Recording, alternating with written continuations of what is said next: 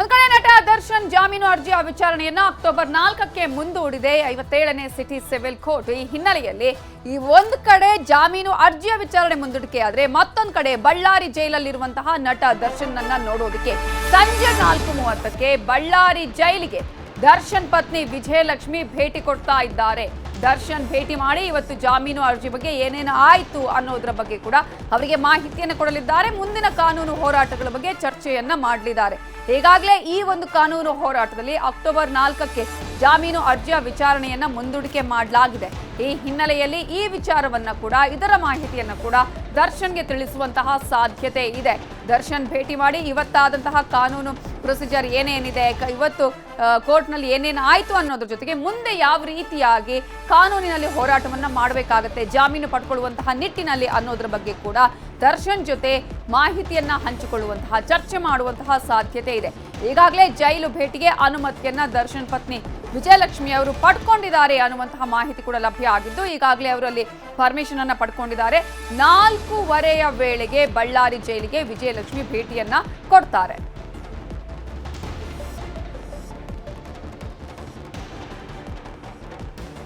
ಇದರ ಬಗ್ಗೆ ಇನ್ನಷ್ಟು ಡೀಟೇಲ್ಸ್ ಅನ್ನ ಕೊಡೋದಕ್ಕೆ ನಮ್ಮ ರಿಪೋರ್ಟರ್ ಬಸವರಾಜ್ ಫೋನ್ ಸಂಪರ್ಕದಲ್ಲಿ ಜಾಯ್ನ್ ಆಗಿದ್ದಾರೆ. ಬಸವರಾಜ್, ಈಗ ಒಂದ್ ಕಡೆ ಜಾಮೀನು ಅರ್ಜಿಯ ವಿಚಾರಣೆ ಅಕ್ಟೋಬರ್ 4ಕ್ಕೆ ಮುಂದೂಡಿಕೆ ಆಗಿದೆ ಕೋರ್ಟ್ನಲ್ಲಿ, ಮತ್ತೊಂದು ಕಡೆ ಬಳ್ಳಾರಿ ಜೈಲಿಗೆ ವಿಜಯಲಕ್ಷ್ಮಿ ಭೇಟಿ ಕೊಡೋದಕ್ಕೂ ಕೂಡ ಪರ್ಮಿಷನ್ ಅನ್ನ ಪಡ್ಕೊಂಡಿದ್ದಾರೆ. ಅವರು ಒಬ್ಬರೇ ಬರೋದಕ್ಕೆ ಪರ್ಮಿಷನ್ ತಗೊಂಡಿದ್ದಾರಾ ಅಥವಾ ಅವ್ರ ಜೊತೆಗೆ ಇನ್ನು ಯಾರಾದರೂ ಉಳಿದವರು ಅವರ ಫ್ರೆಂಡ್ಸ್ ಆಗಿರ್ಬೋದು ಅಥವಾ ಅವರ ಸಹೋದರ ಆಗಿರ್ಬೋದು ಅವರೆಲ್ಲರೂ ಬರುವಂತಹ ಸಾಧ್ಯತೆಗಳು ಇದೆಯಾ? ಹೇಗೆ ಕನ್ಫರ್ಮ್ ಆಗಿ 4:30ಗೆ ಅವರು ಬಳ್ಳಾರಿ ಜೈಲಿಗೆ ಭೇಟಿ ಕೊಡ್ತಾರಾ ಹೇಗೆ?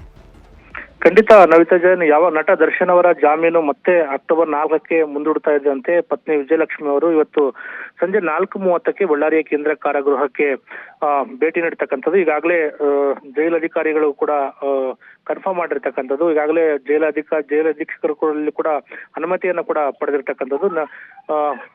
ನಟ ದರ್ಶನ್ ಅವರ ಪತ್ನಿ ವಿಜಯಲಕ್ಷ್ಮಿ ಜೊತೆಗೆ ಸಹೋದರ ಆಗಿರ್ತಕ್ಕಂಥ ದಿನಕರ್ ಮತ್ತು ಅವರ ಸಂಬಂಧಿ ಆಗಿರ್ತಕ್ಕಂಥ ಸುಶಾಂತ್ ನಾಯ್ಡು, 3 ಜನರು ಕೂಡ ಸಂಜೆ 4:30ಕ್ಕೆ ಬಳ್ಳಾರಿಯ ಕೇಂದ್ರ ಕಾರಾಗೃಹಕ್ಕೆ ಭೇಟಿ ಕೊಟ್ಟು ನಟ ದರ್ಶನ್ ಅವರನ್ನು ಕೂಡ ಭೇಟಿ ಮಾಡಿ ಸುಮಾರು ಅರ್ಧ ಗಂಟೆಗಳ ಕಾಲ ಸಮಾಲೋಚನೆ ನಡೆಸ್ತಕ್ಕಂಥ ಸಾಧ್ಯತೆಗಳು ಇರ್ತಕ್ಕಂಥದ್ದು. ಯಾಕೆಂತಂದ್ರೆ ನಟ ದರ್ಶನ್ ಅವರ ಬೇಲ್ ಅರ್ಜಿ ಮತ್ತೆ ಮುಂದೂಡಿಕೆ ಆಗಿರ್ತಕ್ಕಂಥ ಹಿನ್ನೆಲೆಯಲ್ಲಿ ಆ ಮಾಹಿತಿಯನ್ನು ಕೂಡ ವಿಜಯಲಕ್ಷ್ಮಿ ಅವರು ಪತಿ ನಟ ದರ್ಶನ್ ಅವರಿಗೂ ಕೂಡ ಹೇಳ್ತಕ್ಕಂಥದ್ದು. ಯಾಕೆಂತಂದ್ರೆ 2 ಬಾರಿ ಕೂಡ ಜಾಮೀನು ಅರ್ಜಿ ಕೂಡ ಪದೇ ಪದೇ ಮುಂದೂಡಿಕೆ ಆಗ್ತಕ್ಕಂಥ ಹಿನ್ನೆಲೆಯಲ್ಲಿ ಇವತ್ತು ಸಾಕಷ್ಟು ನಿರೀಕ್ಷೆಯಲ್ಲಿ ನಟ ದರ್ಶನ್ ಅವರು ಕೂಡ ಕೇಂದ್ರ ಕಾರಾಗೃಹದಲ್ಲಿ ಇರ್ತಕ್ಕಂಥದ್ದು. ಯಾಕೆಂತಂದ್ರೆ ಮೊನ್ನೆ 27ನೇ ತಾರೀಕಿಗೆ ಕೂಡ ಇದೇ ರೀತಿಯಾಗಿ ಜಾಮೀನು ಅರ್ಜಿ ಮುಂದೂಡಿಕೆ ಸಂದರ್ಭದಲ್ಲಿ ಕೂಡ ಕಳೆದ 2-3 ದಿನಗಳಿಂದ ಕೂಡ ಇವತ್ತು ಜಾಮೀನು ಸಿಗಬಹುದು ಅನ್ನೋ ನಿಟ್ಟಿನಲ್ಲಿ ಕೂಡ ಸಾಕಷ್ಟು ನಿರೀಕ್ಷೆಯನ್ನ ಇಟ್ಕೊಂಡಿದ್ರು. ಕೇಂದ್ರ ಕಾರಾಗೃಹದಲ್ಲಿ ಸಾಕಷ್ಟು 3 ದಿನಗಳಿಂದ ಕೂಡ ಸಾಕಷ್ಟು ಟೆನ್ಷನ್ ಅಲ್ಲಿ ಕೂಡ ಇದ್ರು.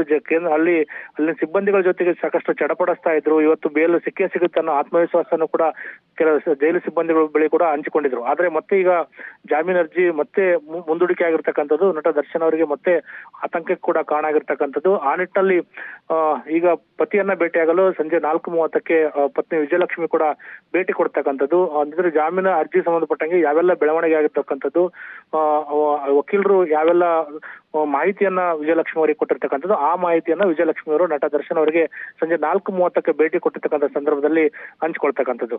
ನಮಿತಾ ಜೈನ್, ಕನ್ನಡಿಗರ ಮೆಚ್ಚಿನ ನಿಮ್ಮ ನ್ಯೂಸ್ 18 ಕನ್ನಡ ಈಗ ವಾಟ್ಸ್ಆಪ್ ನಲ್ಲಿಯೂ ಲಭ್ಯ. ಕರ್ನಾಟಕ ಮತ್ತು ದೇಶ ವಿದೇಶದ 360 ಡಿಗ್ರಿ ಸುದ್ದಿ ವಿವರವನ್ನ ನೀವು ನಿಮ್ಮ ಕೈ ಬೆರಳುಗಳಲ್ಲಿಯೇ ಪಡೆಯೋದಿಕ್ಕೆ ಈ QR ಕೋಡ್ ಅನ್ನ ಸ್ಕ್ಯಾನ್ ಮಾಡಿ. ನಮ್ಮ ಚಾನೆಲ್ ಅನ್ನ ಫಾಲೋ ಮಾಡಿ, ನೋಟಿಫಿಕೇಶನ್ ಆನ್ ಮಾಡಿ.